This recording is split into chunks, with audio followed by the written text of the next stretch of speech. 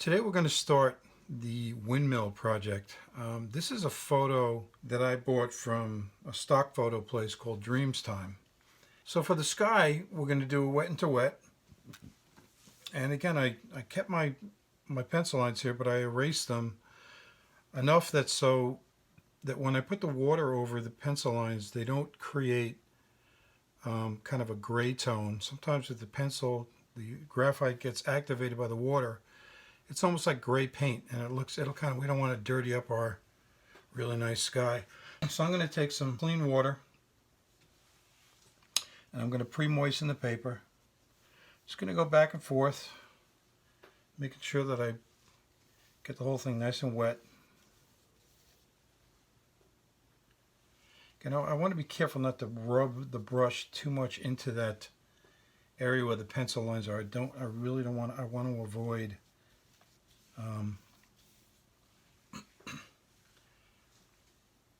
activating those pencil lines.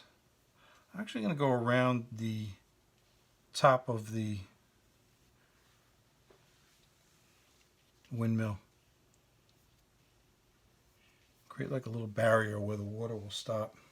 Okay, what happens when you outline something with the water, the watercolor paint will stop like at the watermark and it won't blend past it.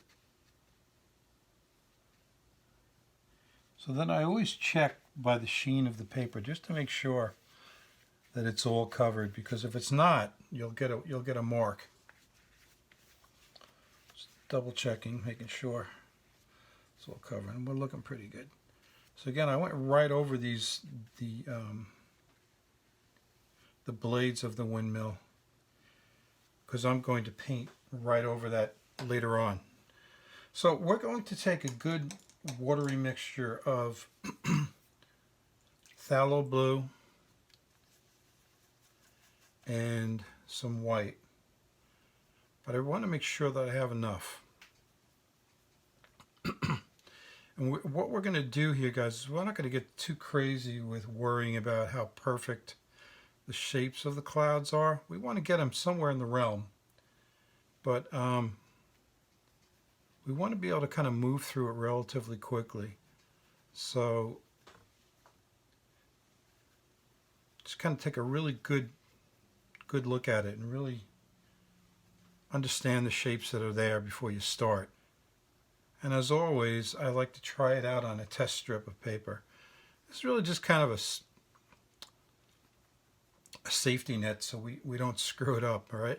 So, you know, if I'm just doing this side, that's really nice. I love it. Okay, so I'm going to go ahead and I'm going to start in the top left corner, and then I'm going to work down. Then I'm going to work over on this area. So I'm just paying attention to the shape of these clouds, and I'm taking a couple visual marks to where certain shapes are. I love the shape of this cloud, so I'm going to get somewhere in the ballpark. I'm not going to go absolutely perfect, but I'm going to get somewhere near it. All right, I'm going to just lay this in. Now, one of the other things we're going to use here, guys, is some paper towel. And what we're going to do is we're going to crumple up that paper towel, and we're going to be able to create some of these really cool little variations and tendrils that are in the sky. Now, as I get down here, you notice it gets a little lighter, so I'm going to go ahead and add some white to that. You can also add water to it, but adding white gets us there a little quicker. So, but when you do add white to a mix, you got to also remember that it's going to make it a little more opaque. All right. So I'm coming over here. Right now, I just want to manage this outer edge, so I'm going to stop there, right about here. And what I'm going to do here is I'm going to take a crumpled up piece of paper towel, and I'm going to kind of run into those little edges of the tendrils of the sky. Now, I got a little build up here, so I'm going to pull that off so it doesn't run away from me. So now what I'm going to do is, you know, see I got that really nice edge, and that really helps the paint to blend. So I'm just going to take a couple do a couple of these little things, and nothing too crazy or too specific. But I really do like what's going on here, so I'm going to replicate it within reason.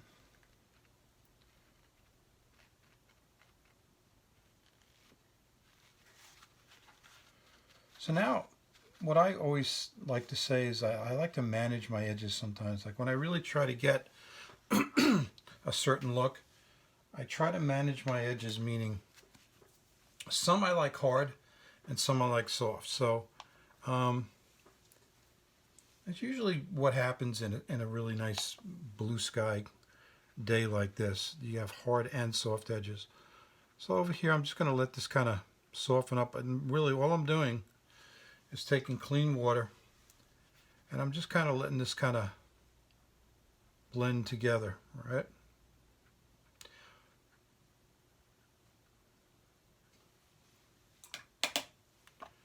See, I'm getting a really nice effect from that.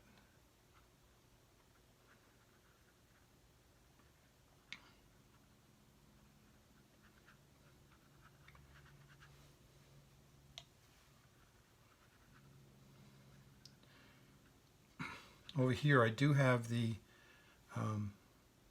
lighter color coming down and around this area, so I'm going to go ahead and do that as well.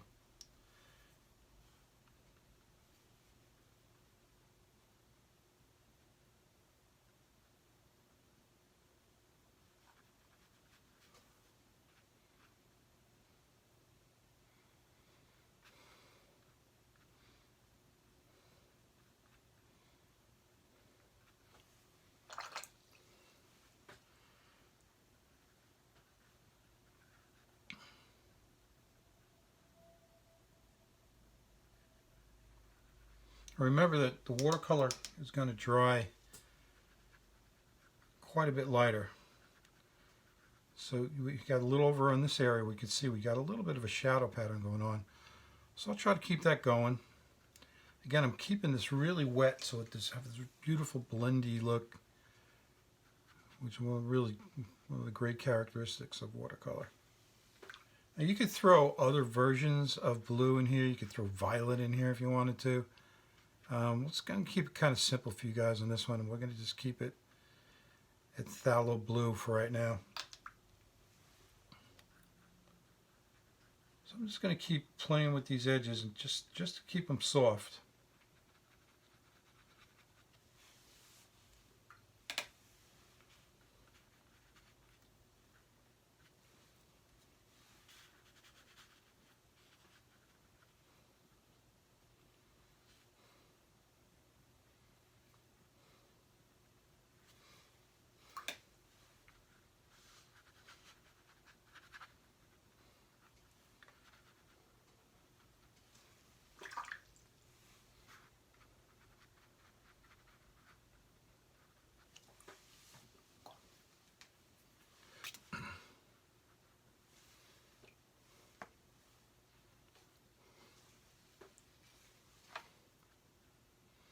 Some areas I really want to try to keep that white, so I'm dipping into clean water, and I want to make sure that I keep that as white as I can.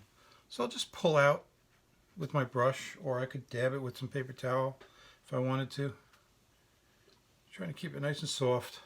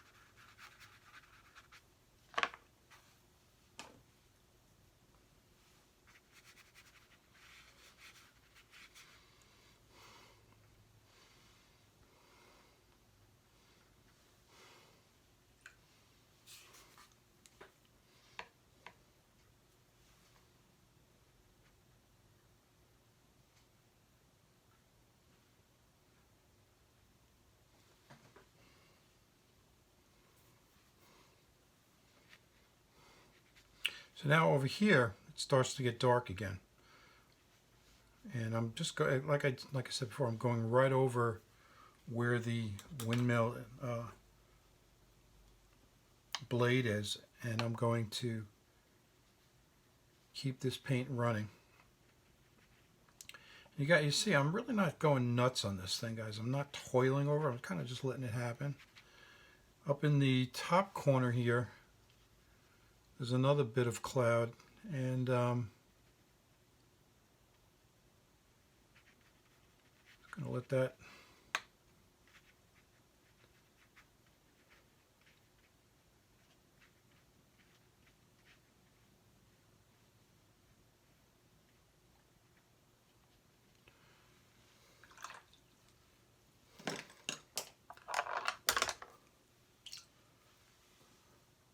I'm just going to take this soft, clean brush, just kind of bleed that out a little bit, blend it together.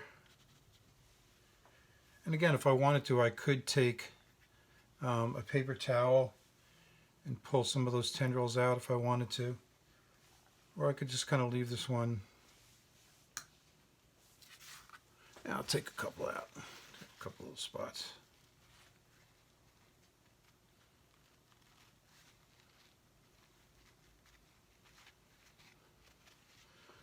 I'm just going to let them blend together, and then I'm just going to soften this edge as well.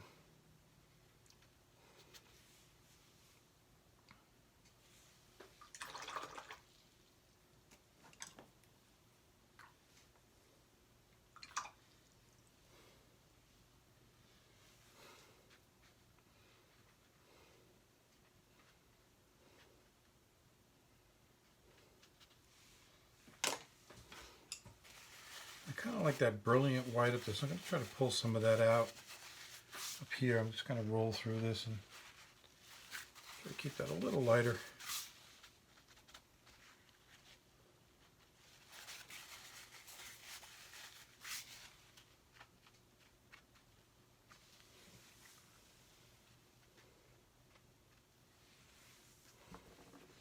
Okay, I'm kind of liking that. And so now I'm going to come down here. I'm going to continue on with the lighter blue. Again, I'm just going to let it run right over the blade.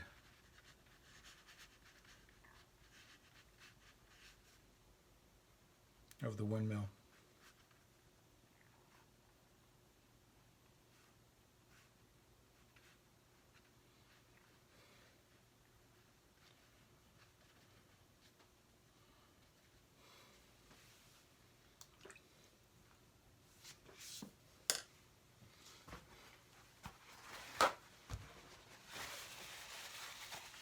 Let's see if I can pull a little bit more out here if it's any chance.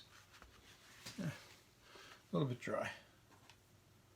What I can do is just come back and pull a couple little tendrils out with a brush. I really like those hard lines there, so I'm just kind of, again, all I'm doing is taking a clean brush, kind of rubbing it. Now I got to be careful because I got a little bit of yellow on that brush, so you always got a good little lesson there is to make sure your brushes are always clean.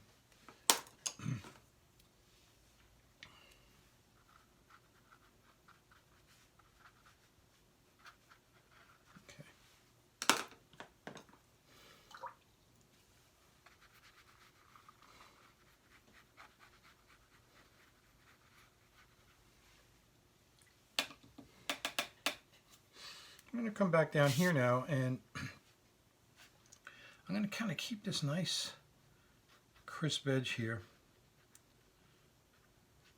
Soften it just a touch, but I'm going to keep this area really light in value. Just throw a tiny bit of color in, and then down here I'll let it kind of wash out into the horizon again with a little bit more of that real sunny sky blue, which is phthalo blue, and a little bit of white.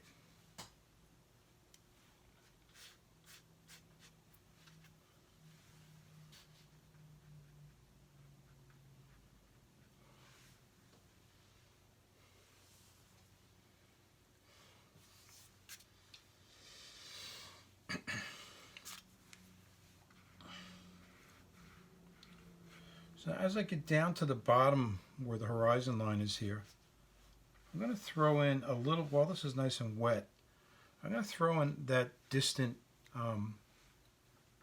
tree line. It's actually a bunch of houses, but I don't really want to put houses in there. I'm just going to make it a little bit more less distinct. So I'm going to take some, take a little bit of viridian green. I'm going to take a little bit of medium yellow. Let's see where that gets me.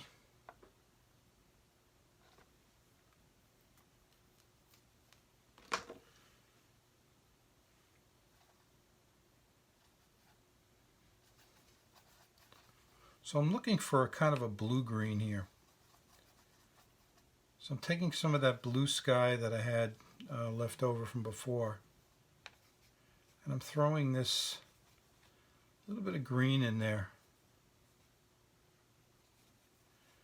And there are spots where it's a little bluer, spots where it's a little greener. Again, I just want to kind of try this out. A little bluer than that. Even more blue than that.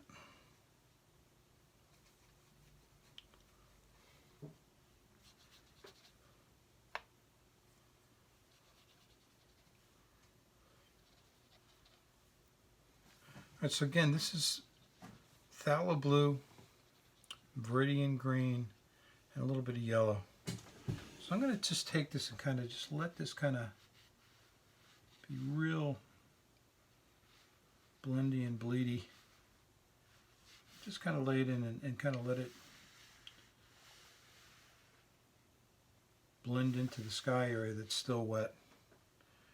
And I could take a little bit of blue here and there and kind of touch up the bottom, or just make some accents, just have a little bit of a color change back there. Again, this is going to be our distant tree line. So one of the cool things about watercolor, you can get these really beautiful, soft edges. We're really just letting the medium do its thing. It's just kind of blending in on its own, and it really does look pretty much like trees in a way. So now I'm just going to add a little bit of the yellow back into it.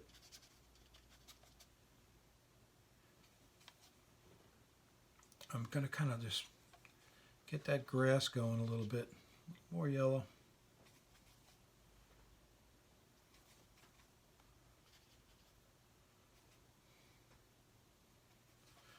I just threw a little touch of white in there. A little bit more.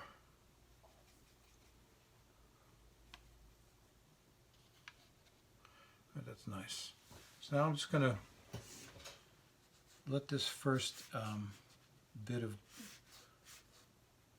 grass area just establish it with a really nice light wash of color. Same thing over here.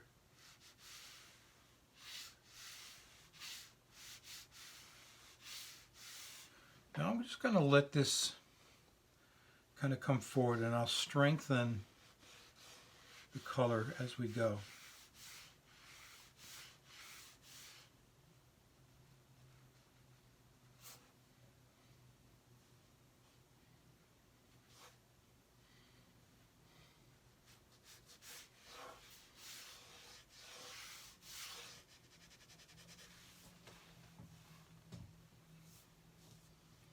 Now we do have another strip here of a little bit of a darker area.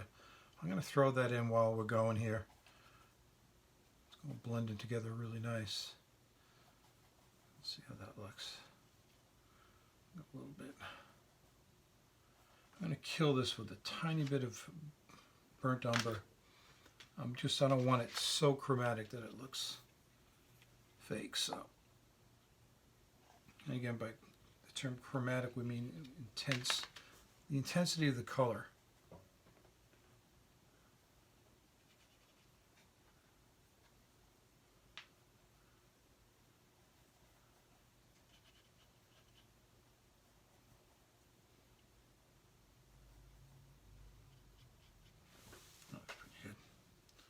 going to let this go right here, create that kind of shadow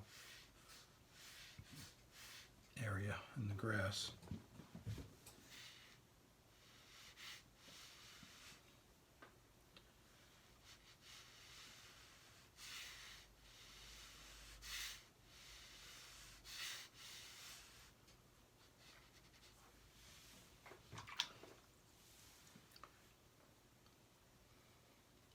And now I'm going to add quite a bit more yellow to that green and give ourselves a really nice bright foreground grass. Actually, I think I'm going to throw even a little bit more. I'm going to throw some lemon yellow in, which is kind of a green yellow. And I'm going to just kind of wash that foreground grass a bit more of an intense, sunny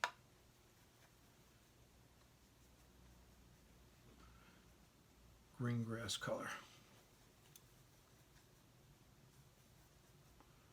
Kill it with a touch of blue so it's not out of the park, crazy chromatic.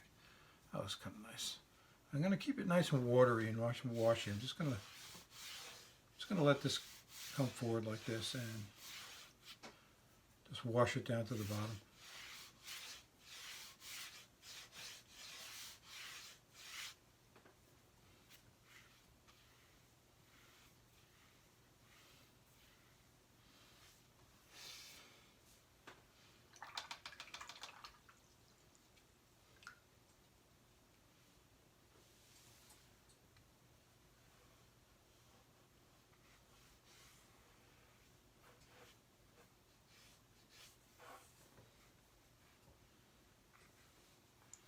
And see, one of the fun things that happens is when you're going in wet into wet like this, sometimes the water pulls the paint up and it actually creates the illusion of actually distant trees, which is like a really nice little effect from the wet into wet process. Now, as I look at this, I probably could have left a little more white in here. So as you guys do it, maybe you want to leave this area a little less painted and try to really manage that, because it really does give the feel of really bright, sunny clouds. They're, you know, really nice, beautiful sunny day. Put out some burnt sienna, some burnt umber.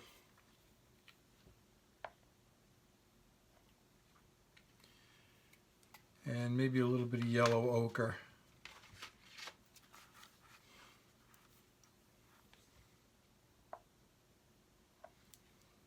So I don't want to make my paint too soupy and watery, because it'll run away on us and then we won't really be able to control it.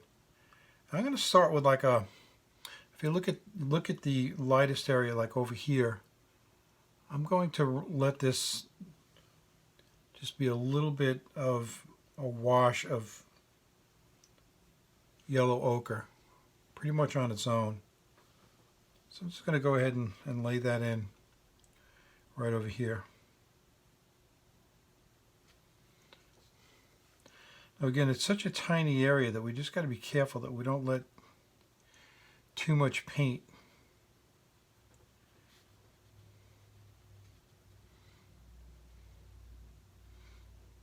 run away on us. Like, we wouldn't want that yellow ochre running into the blue sky.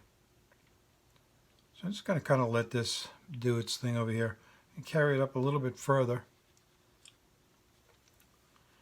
Get some of this over here as well on the back side of this.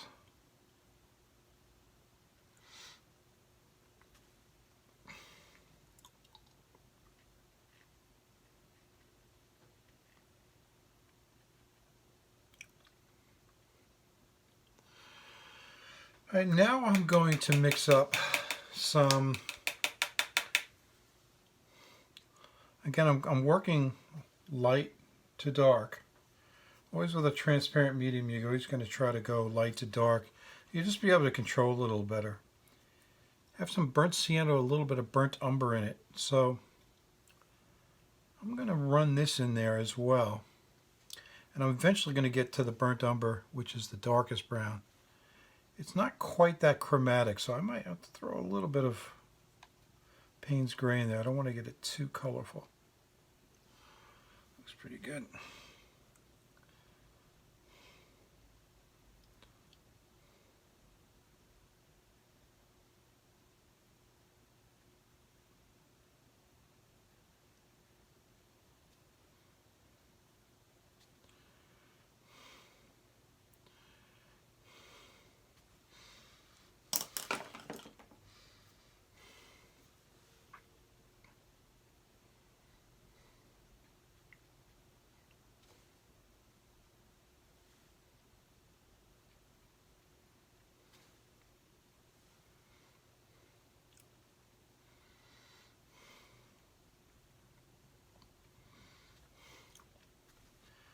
Got kind of a blue-gray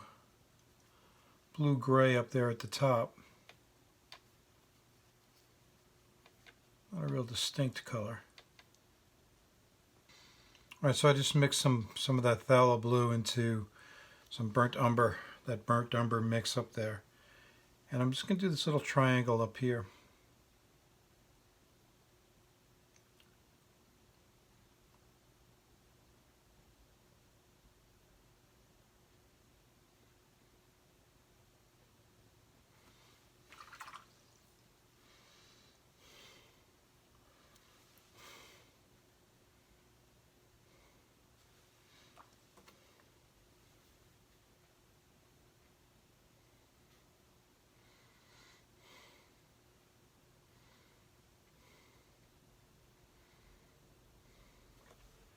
I'm just going to throw this this little shadow in here that's underneath that overhang.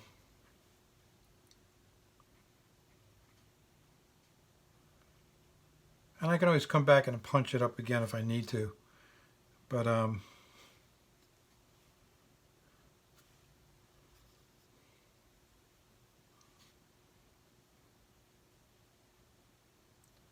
looks like it's drying up enough that I can come back in and now do this part as well.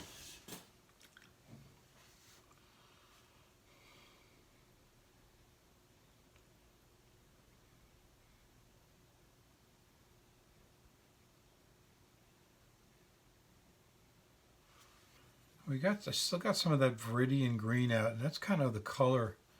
Got this little green strip up there of part of the top of the windmill.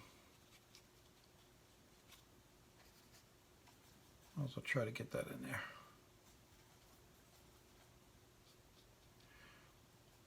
These little bits are kind of tedious, but we're just gonna keep them fairly simple and not going to go super exact to what's going on in the photo. We don't really want this to look like a photo. We want it to look like a painting. So we're going to be a little looser, a little more decorative with our style here.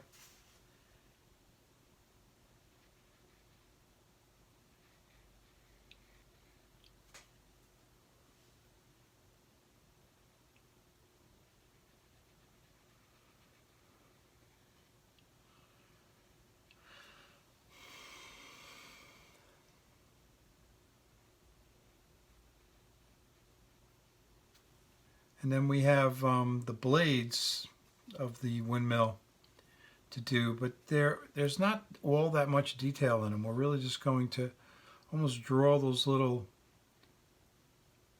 sections of the windmill with a really small brush.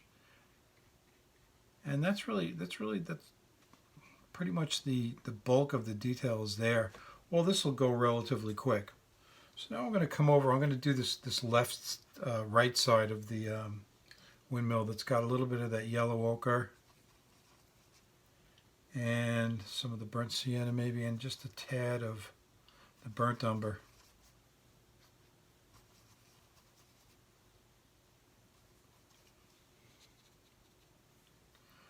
A little lighter. I'm going to give myself a little bit more white just to kind of lighten the value of that a little bit.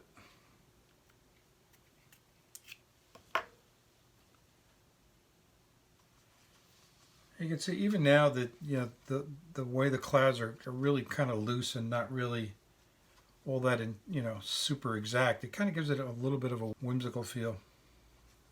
So I'm going to lay this side in here. Again, it's a little tiny area, so I'm using a really small brush. I'm not loading my brush up with a ton of paint. I'm trying to keep it so I can manage it so it doesn't get away from me again.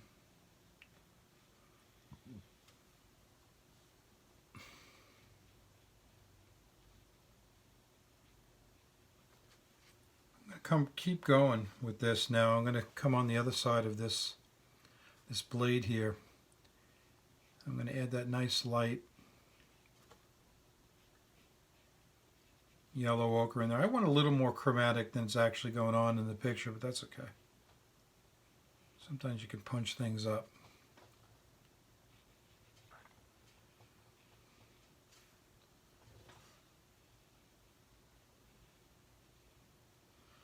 So again, with that thinking that we're going light to dark, I'm taking the lighter area, this kind of piece of the blade is covering, and I'm doing the lighter area first, and then I'm going to come back in with the darker. And the darker color is really kind of a combination of burnt sienna, burnt umber, a little bit of yellow ochre, and probably some white. It's not super dark in value.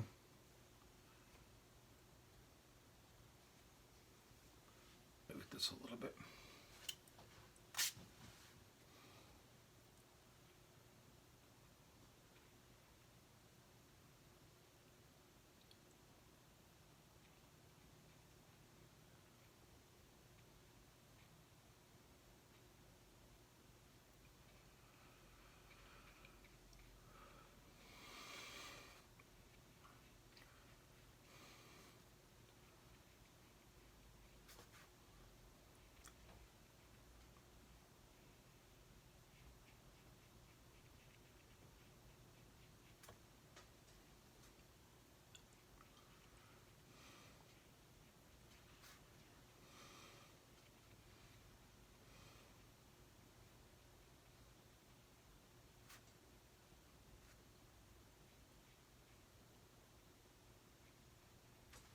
You can see this kind of straw that's laid on top of the outside of the windmill itself. So I'm just going to use those vertical strokes to kind of mimic what I'm seeing there.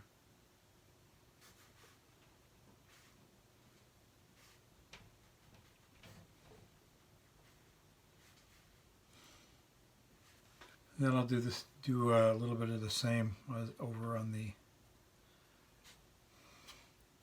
other side of the building.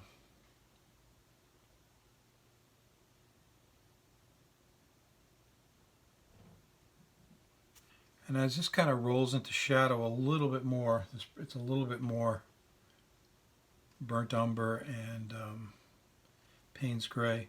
Remember, as you go into shadow areas, the intensity of the color decreases. The intensity of the chroma decreases. So you want to always be mindful of that, because if you have a really, really colorful shadow, it's just going to look weird.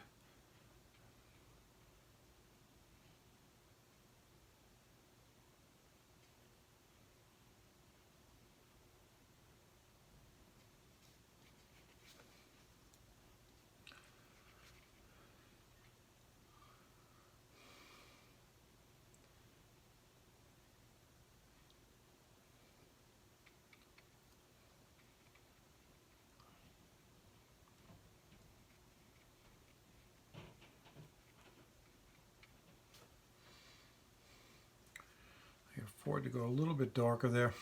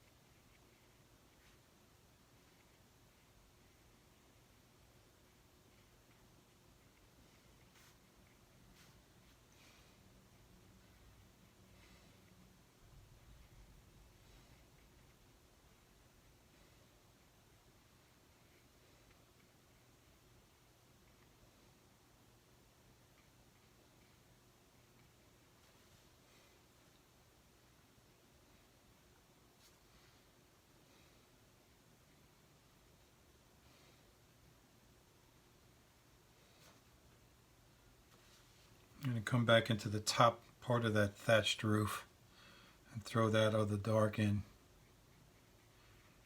Darken up this roof as well.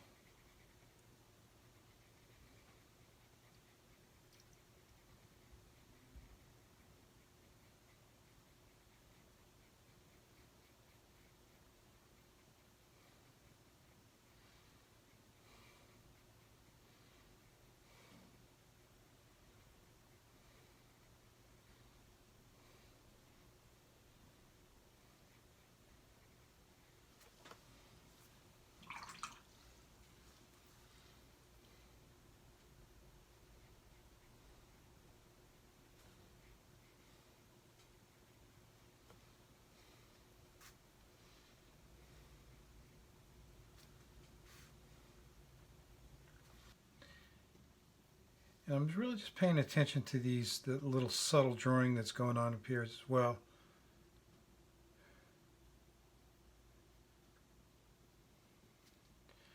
So I'm going to wash this in up here. So now that I have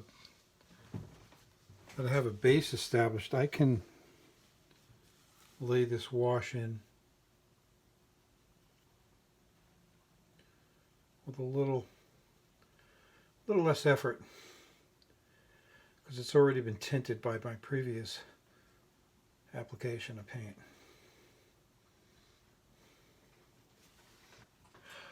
All right, and I think I'm going to hit a couple of those areas right underneath that as well.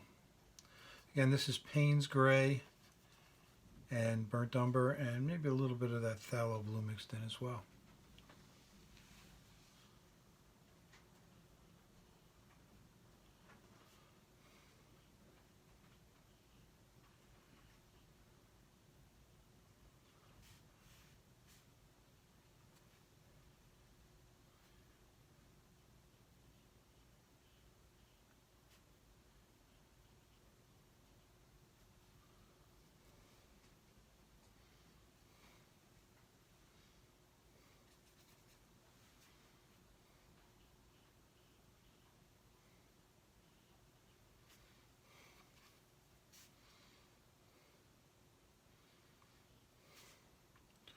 I'm going to come over here and strengthen up this edge as well. That same color mixture. Payne's Gray, a little bit of Burnt Umber, and a touch of Phthalo Blue.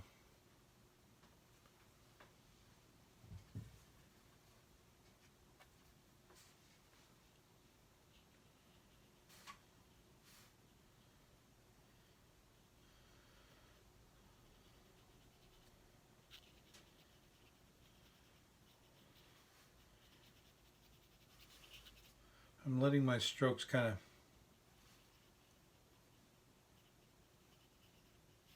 not cover the entire thing, so I get that feeling of the thatched straw.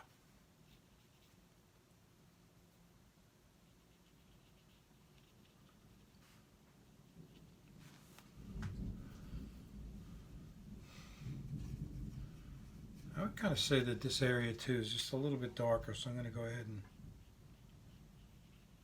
darken this up a little bit as well.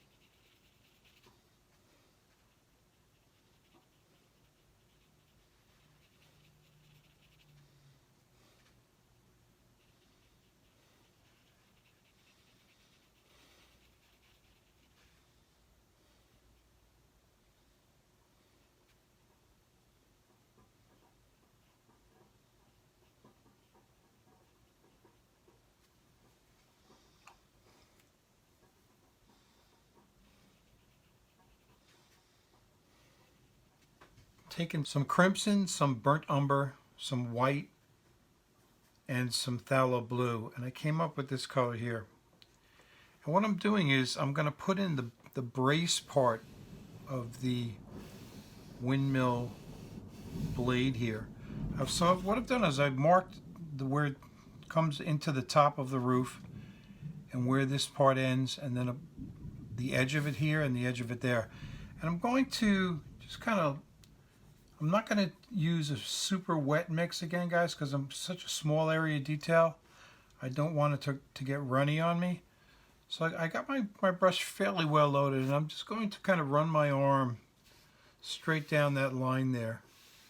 And I'm not going to be too fussy about it. I'm just going to let it happen. So this is going to be from here to here, and then this is going to be from here to here.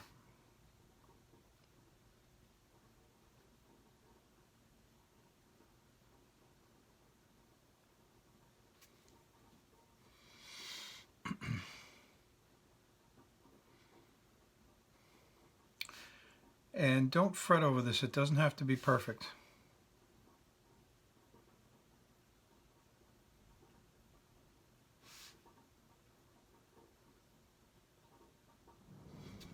So that's the first part. I'm going to do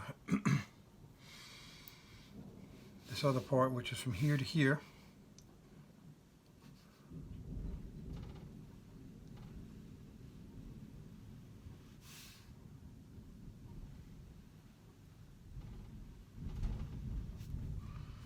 Got a thunderstorm going on right now, which is kind of cool. And now I'm just going to go ahead and fill in the middle area.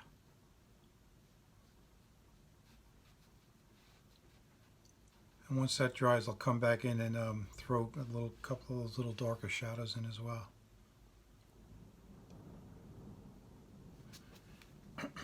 So while I got this mixed up on my brush, I'm going to go ahead and put in the other parts. Now here, I would suggest that you just do a quick run through. Just kind of let again, don't have a ton of paint on the brush, and just let your brush go almost in one stroke, if you can pull it off, 1 or 2 strokes from here to here. It doesn't have to be totally opaque. It doesn't have to be perfect. If there's little gaps in it, that's actually fine. All right.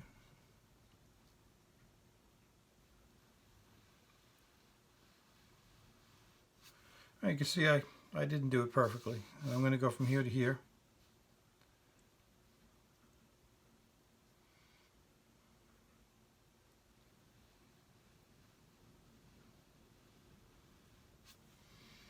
Then I'll do the outside piece.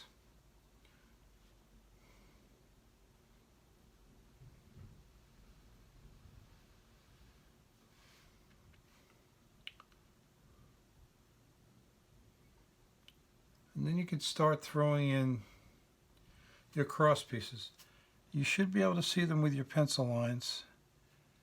And just try your best to put them approximately where they are.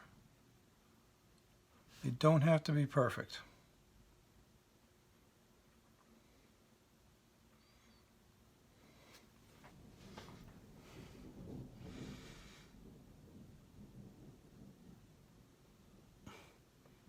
See, my paint got a little too thick on me there. It's okay.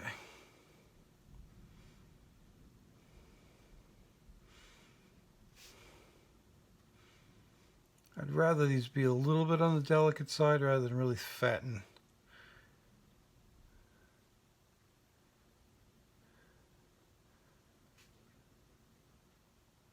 awkward looking. That's perfect. We don't have to have it perfect. Does that make sense? Probably not. Okay. So let's do this one over here.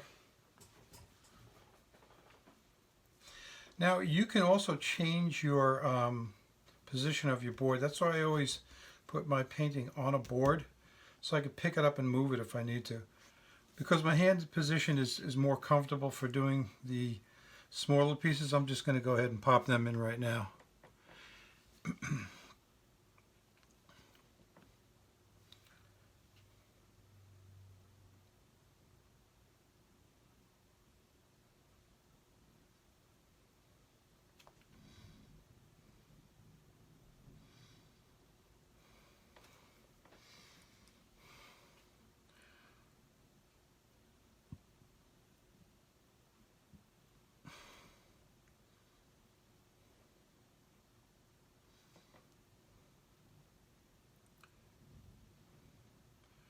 Or if you wanted to, you could even use colored pencil on these. That would be fine as well.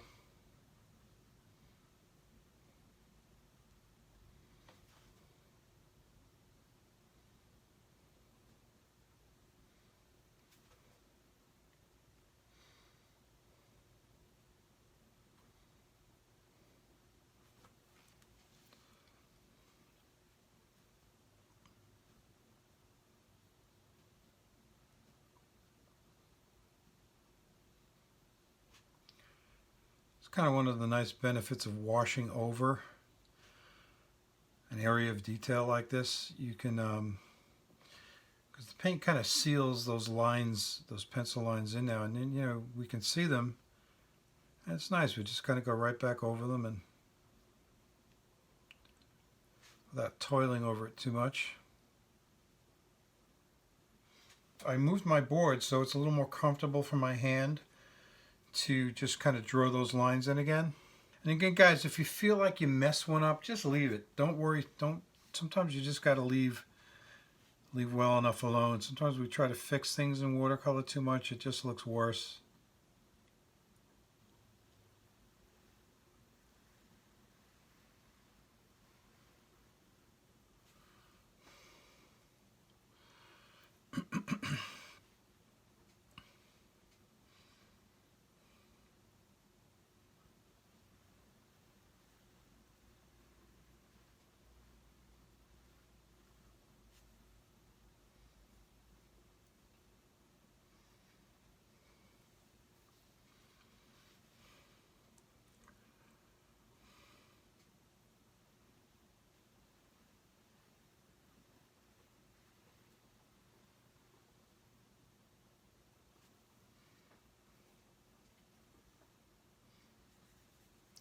And now I'm going to do that thicker, the structure part that all those little pieces are held onto with.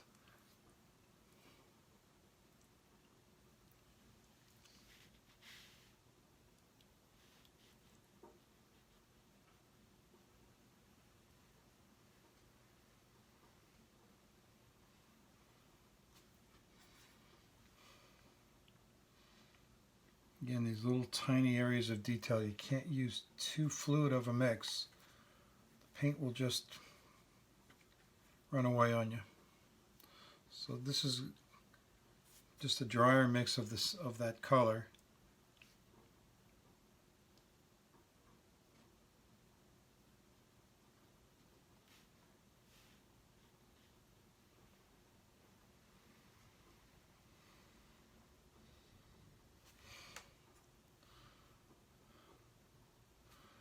Now I can actually go ahead and just cover this whole area with this color, and then when it dries I'll come back in and I'll hit a couple accent spots where the shadows are.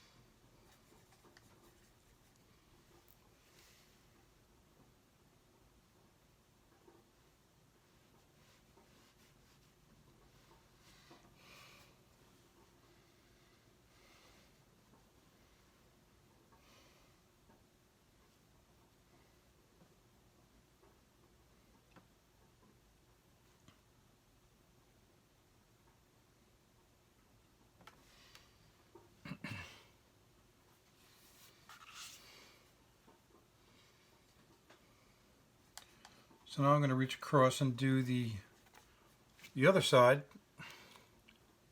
Same thing.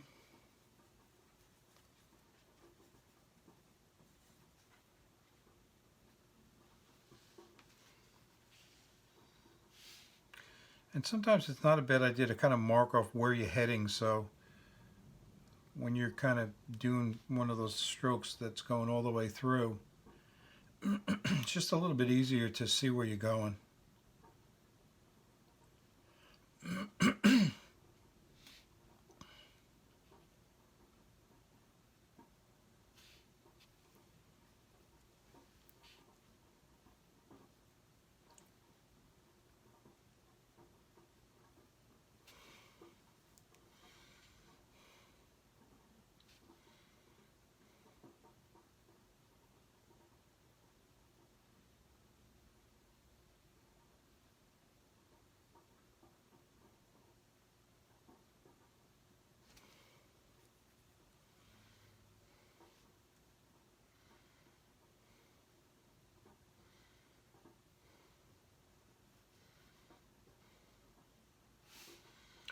Again, so this one's going to end up over here.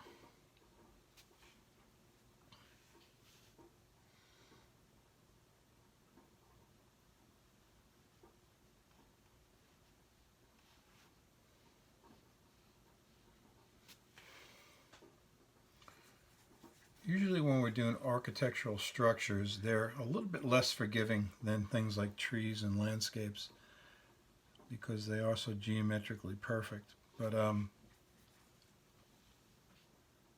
can get away with a good amount when you just kind of, if you paint a little looser and not so photographic. And we're certainly not going to be doing that in this class. We're just taking it nice and easy.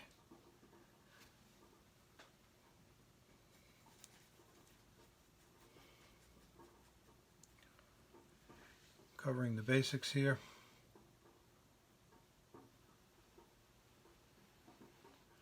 Again, this mixture of color was crimson, burnt umber,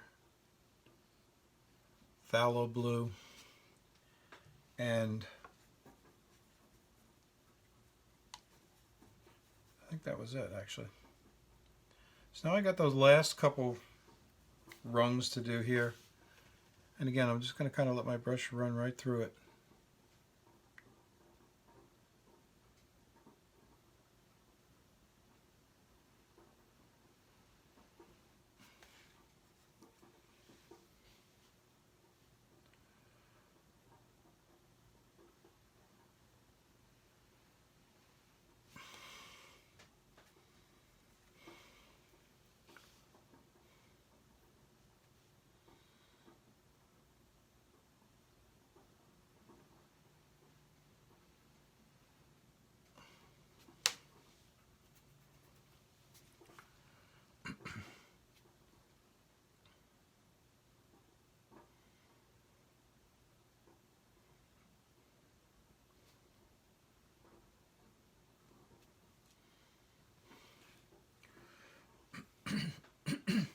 I'm going to go ahead and fill this area in, even though it's going to get a darker value laid on top of it. It's fine. I can just fill this in with the same color and lay that darker shadow area right over the top of it.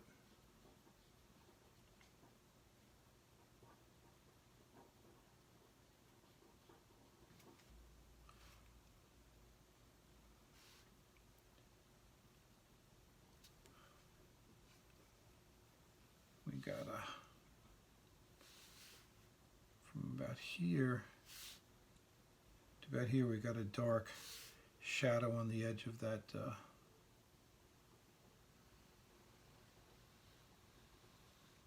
main support. All right, so now I'm going to run this shadow from about here all the way over to here.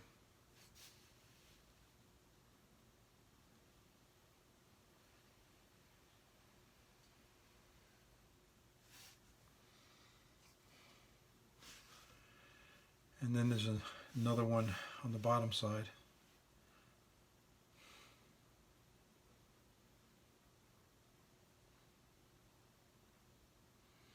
Goes about here, then it gets a little thicker.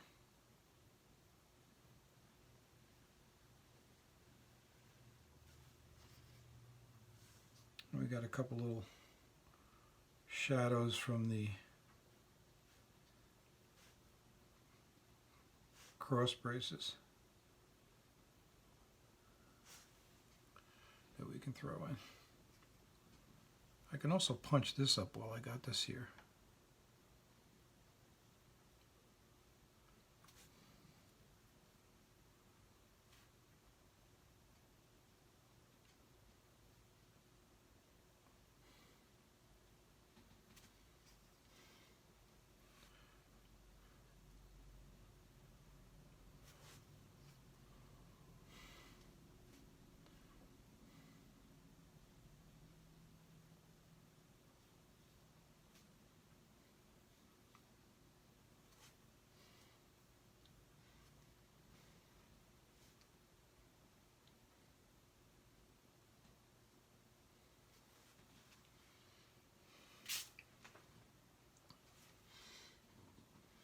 Wherever else I see those kind of nice accents, I'm going to throw them in. Like on this little window here, I have a little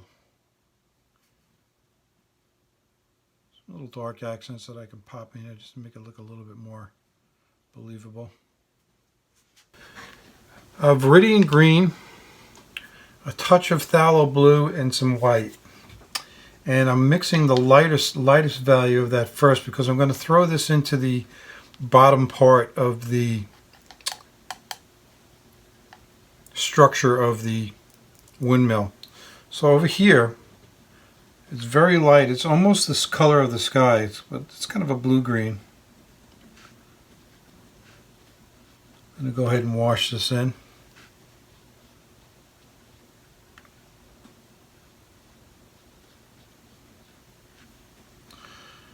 I could throw a couple of these.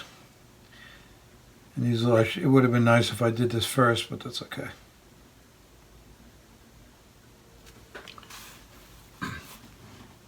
And I'm also going to put that same color over here on the other side where the sunlight's hitting it strong. Then I'm going to come in and use a darker version of that same color. And I'm going to throw that right here. Now what I'm going to do, remember we spoke about simplifying this image. I'm going to eliminate all the windows and the door, and we can kind of just justify it by thinking that they're on the other side of the building. And this way we don't have to get into all that crazy detail. It's too much. I'm not going to get into all the siding and everything. I'm just going to do the general value and color.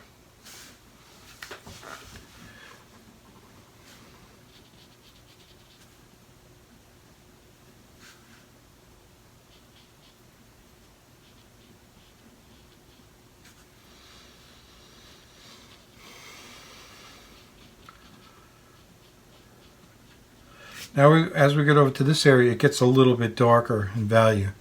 So what I'm going to do is I'm just going to put that right in here.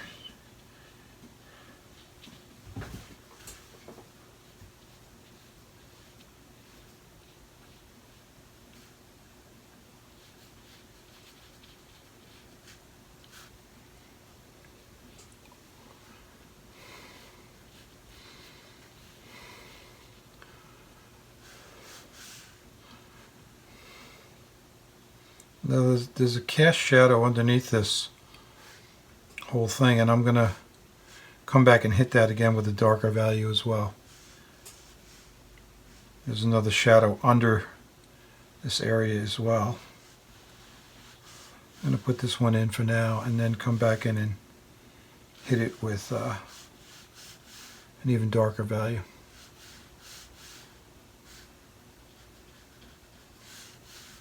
It's always kind of nice to shift colors that are in the shadow area like this, especially on a really nice sunny day. You can shift them to a blue just instead of having like black or dark gray, just to kind of pretty things up a little bit, you know.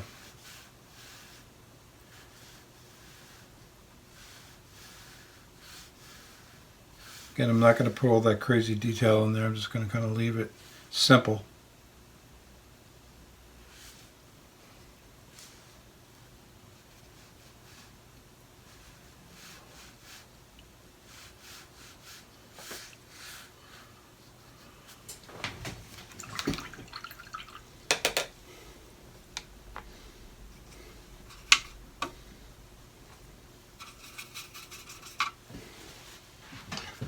Just kind of darken this up just a little bit.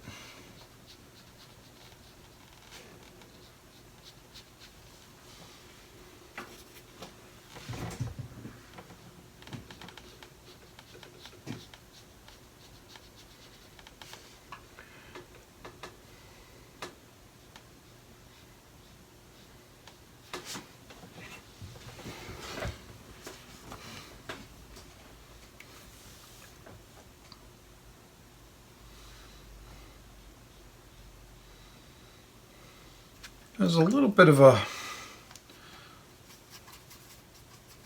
sienna, ochre area, a little bit of umber in there. At the very bottom of this, I'm going to throw that in there too, just as a tie-in to the ground. So I'm going to come back into this area here and just punch it up a little bit. It turns out it looks like it does need a little bit of attention. It's a little bit unresolved looking. So I'm just going to throw a couple accent strokes in here.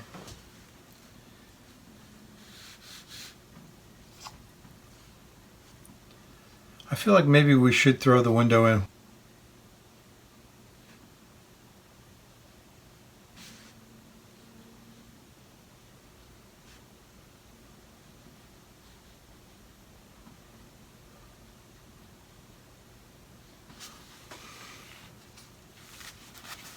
I think it does help it a little bit.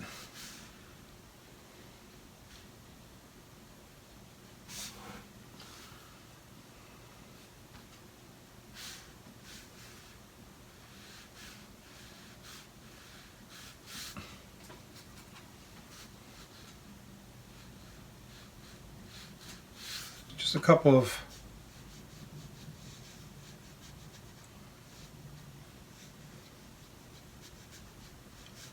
doesn't have to be the whole thing either.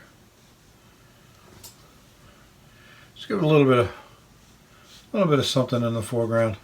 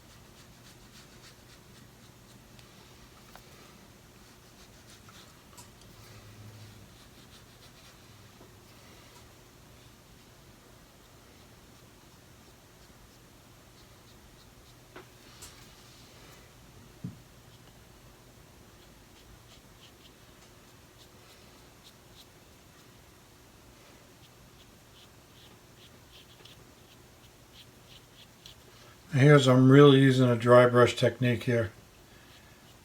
Hardly any water in the paint at all.